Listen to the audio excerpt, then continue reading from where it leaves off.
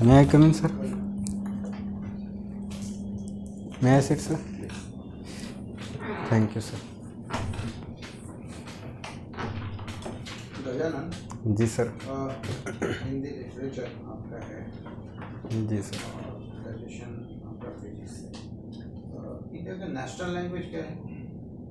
जी sir. National language क्या है हमारा? सर अब अगर देखा जाए तो ऑफिशियली जो है किसी भी भाषा को नेशनल लैंग्वेज के रूप में नहीं तय किया गया है।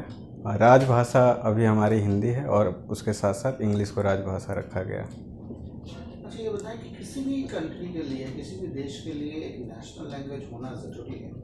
That is a matter of right, है ना? जैसे बाहर की कंट्रीज आपने देखोगे, चाइना हो गया और भी बहुत सारे कंट्रीज है जहाँ पे वो लोग पब्लिक मीटिंग्स में इंटरनेशनल लेवल पे भी वो लोग अपना लैंग्वेज बोलते हैं, जी सर। लैंग्वेज। तो इंडिया में ऐसा है नहीं। हिंदी को आज के डेट पे हम क्यों नहीं बना सकते नेशनल लैंग्वेज? 50s में कुछ और था सिचुएशन। जी सर। दरअसल नेशनल लैंग्वेज एक किसी देश के लिए एक सांस्कृतिक भाषा भी होती है। तो हर देश का एक लैंग्वेज होना चाहिए जो कि नेशनली सभी को स्वीकृत हो और उसी के अनुसार जो है उस प्रतिनिधित्व भी होता है वैश्विक लेवल पे।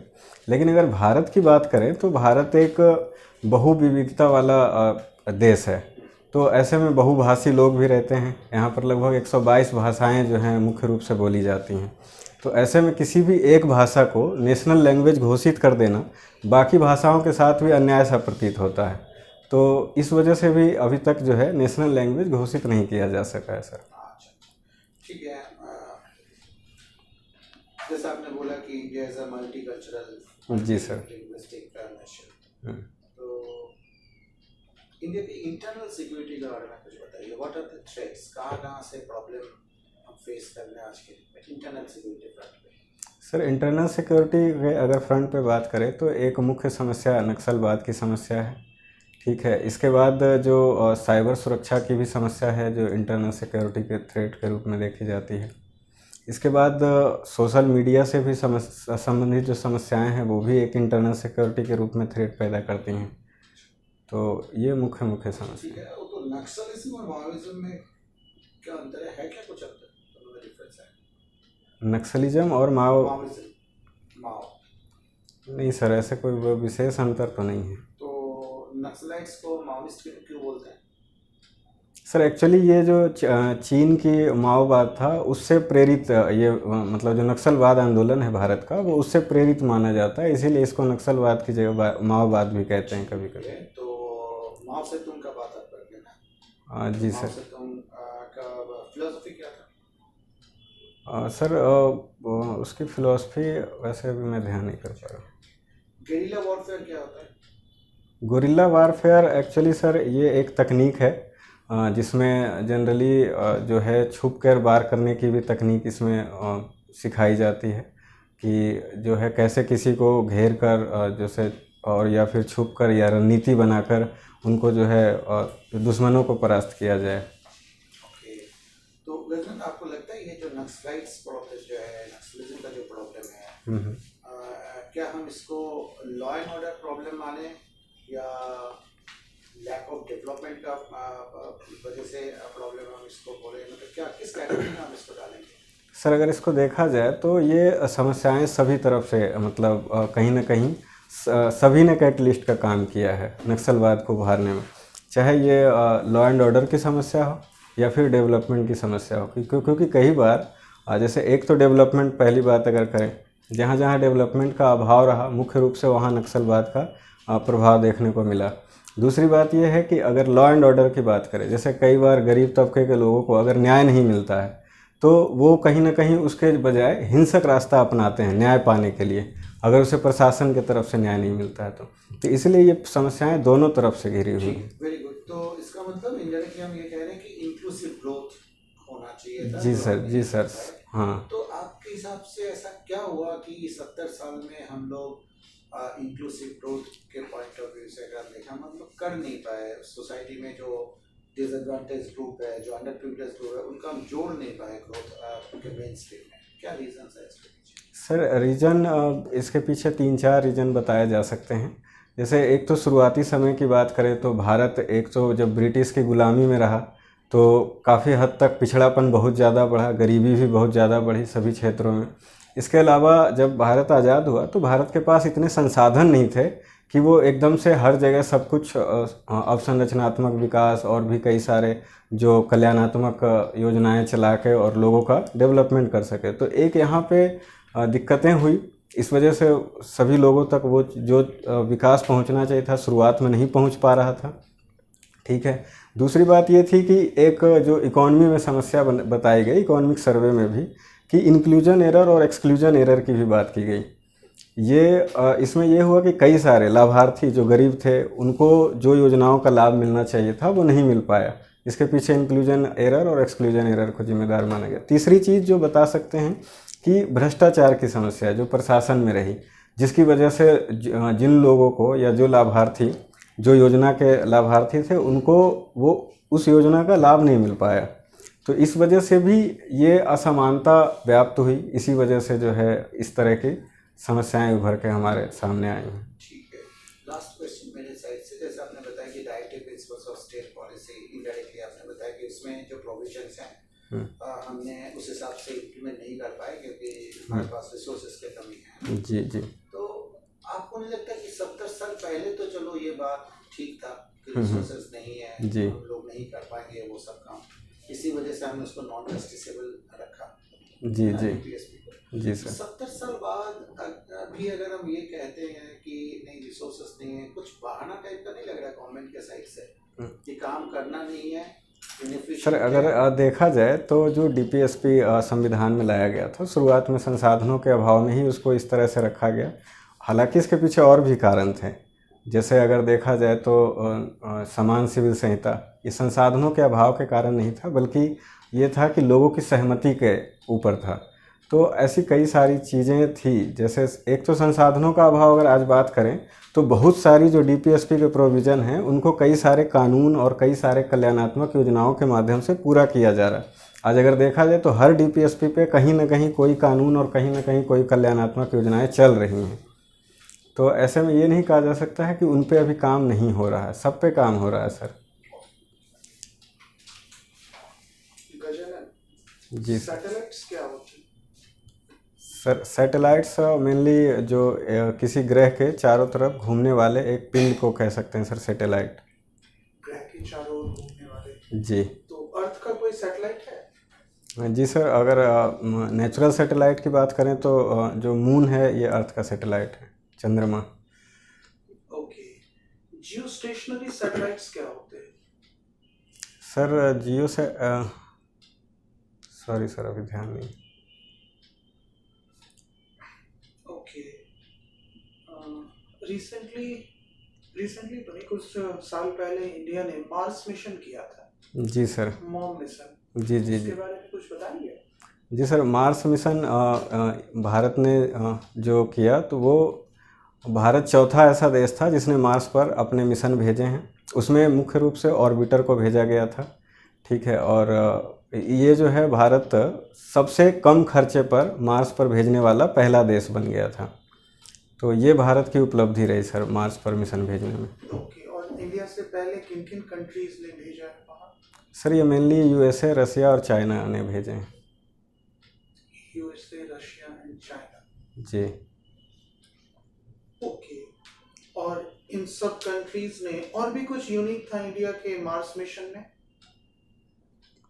सर अभी तो ध्यान नहीं आ रहा है ऐसा कुछ यूनिक सर। 2020 में भी कोई ऐसा मिशन किसी देश ने किया है मार्स पर मिशन भेजने के लिए? सॉरी सर ध्यान नहीं आ रहा है। ओके। और ये जो मार्स मिशन था इसमें लॉन्च व्हीकल कौन सा यूज किया गया था, आप बता सकते हैं? सर ये मेनली GSLV MK3 का यूज किया गया था। फिर से रिपीट कीजिए। GSLV MK3 मार्स मिशन में? जी सर। ओके। रिसेंटली हम लोग न्यूज में देखते हैं एक टर्म बड़ा रहता है न्यूज में, FAST। FAST। फास्ट। जी। ये किस चीज़ से रिलेटेड है? सर ऐसा कुछ मुझे ध्यान नहीं है सर कि चाइना में अभी कोई ऐसी चीज़ बनी है जो कि वर्ल्ड में सबसे बड़ी है?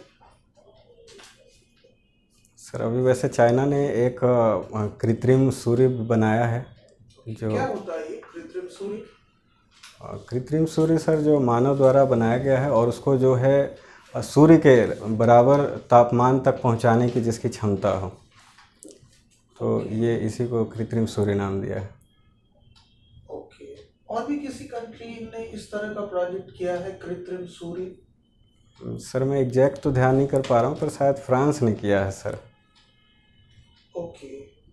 और भी कुछ है चाइना में जो कि अभी एट प्रेजेंट वर्ल्ड में सबसे बड़ा कुछ प्रैक्टिस में आ गया है, वो काम करने लगा है? ये आपके सब्जेक्ट फिजिक्स से रिलेटेड है, एस्ट्रोफिजिक्स से। ये सर एक टेलीस्कोप डेवलप किया गया है एक चाइना के द्वारा, जिसको ये बताया गया कि उसकी साइज जो है एक फुटबॉल के मैदान के बराबर है। एक फुटबॉल के मैदान? जी, पर एग्जैक्ट मुझे उसका आइडिया नहीं है सर। गजानन जी सर। अभी आप समावेशी विकास के बारे में बात कर रहे थे, ये क्या जी होता है? सर समावेशी विकास में ये है जिसमें हम सभी वर्गों को एक साथ लेकर चल सकें, ऐसे विकास की बात करते हैं सर। और इसके क्या तत्व होते हैं? इसके तत्व सर जैसे में क्या मतलब जैसे मतलब कौन से ऐसे चीज करेंगे जिससे समावेशी विकास हो जाए?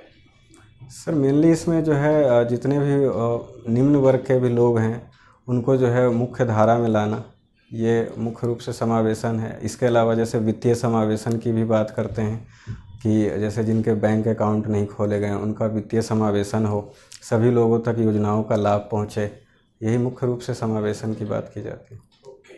बिहार राज्य की कौन सी आधिकारिक भाषाएं हैं? सर बिहार के राज्य की हिंदी और उर्दू को आधिकारिक भाषा रखा गया सर। उर्दू उर्दू और हिंदी में क्या समानता है? सर उर्दू और हिंदी में सॉरी सर और असमानता? सर असमानता तो लिपि की असमानता एक बता सकते हैं कि हिंदी की लिपि जो है देवनागरी है और उर्दू की अलग लिपि है, पर उसका नाम नहीं सर पता है मुझे। उर्दू की जो लिपि उसका नाम फारसी है। फारसी लिपि, जी जी सर। ओके। बिहार में अभी कुछ एशिया का सबसे बड़ा जगह है जिसको रामसर स्थल घोषित किया गया, उस जगह का क्या नाम है? एशिया का सबसे बड़ा स्थल एक रामसर साइट है जो जी एशिया का कोई सबसे बड़ा स्थल है, वो क्या है और उस जगह का क्या नाम है? बेगूसराय में। बेगूसराय जी सर। बिहार का कांवर झील को ऐसे रामसर साइट घोषित किया गया। ये 39वां मेरे मतलब भारत का 39वां रामसर साइट है सर ये। रामसर कन्वेंशन क्या होते हैं? सर ये ईरान में हुआ था रामसर कन्वेंशन 1971 में। इसके तहत जो है जो जितने भी वेटलैंड होते हैं उनको जो है जो धरोहर के रूप में चिन्हित किया जाता है इसको, ताकि उनका जो है संरक्षण किया जा सके, विकास किया जा सके और उस पर जो इंक्रोचमेंट वगैरह को है वो रोका जा सके, ओके। क्योंकि वेटलैंड जो होते हैं वो काफ़ी विविधता वाले क्षेत्र माने जाते हैं। ओके।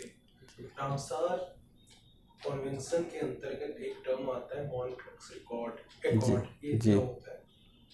सर ऐसे इसमें मॉन्ट्रेक्स रिकॉर्ड भी एक तरह से यही था कि उसमें भी कुछ कुछ वेटलैंड को अलग से चिन्हित किए गए थे संरक्षण के लिए, लेकिन एग्जैक्ट अंतर नहीं बता सकते सर। ओके। भारत में ऐसे कोई वेटलैंड्स हैं जी प्रेजेंट में? सर एक तो चिल्का लेक को रखा गया था सबसे पहले मॉन्ट्रेक्स रिकॉर्ड में।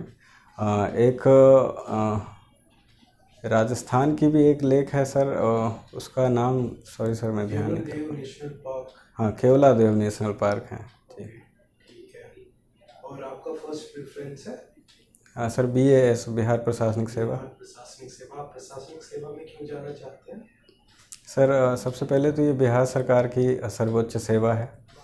इसके अलावा सबसे जिम्मेदारीपूर्ण वाला सेवा है और जो चीज़ मुझे इस मतलब कैरियर में पसंद है, इसमें इसकी विविधता और चुनौती भरा काम करने का अवसर मिलता है सर। G7 कंट्रीज का नाम आपने सुना है? इनमें से कौन से देश आते हैं? G7 में सर यूएसए और sorry sir, USA, France, Germany, UK, इसके अलावा कनाडा, इटली और एक जापान शामिल है सर। क्या विकेंद्रीकरण पॉलिटी, क्या जी। विकेंद्रीकरण महिला सशक्तिकरण के लिए उपयोगी है? अगर सर राजनीतिक क्या इस राजनीतिक विकेंद्रीकरण के बारे में? जी सर, राजनीतिक विकेंद्रीकरण जैसे जो 73वां 74वां संशोधन किया गया था संविधान में, उसके तहत जो है एक निचले स्तर की पंचायती व्यवस्था का निर्माण किया गया। इसमें अगर देखा जाए तो 1/3 महिलाओं के लिए भी सीटें आरक्षित की गई। अगर बिहार में बात करें तो यहाँ पे 50% आरक्षण है। तो कहीं ना कहीं इससे जो है एक द्वार खुलता है महिलाओं को राजनीति में प्रवेश पाने का। तो इससे हालांकि एकदम से तो इसका सशक्तिकरण नहीं हो पाएगा महिलाओं का, लेकिन धीरे धीरे इस पे काफ़ी अच्छा काम हो रहा है सर। आप बता सकते हैं नगर निगम और नगर पालिका में क्या अंतर होता है? सर नगर निगम जो होता है वो मेनली कहा जाता है 10 लाख से ऊपर की जो जनसंख्या या आबादी वाले जो शहर हैं वहाँ पे नगर निगम बनाए जाते हैं, जबकि उससे कम वाले में नगर पालिका बनाए जाते हैं। चलिए ठीक है, थैंक यू। ठीक है सर, थैंक यू।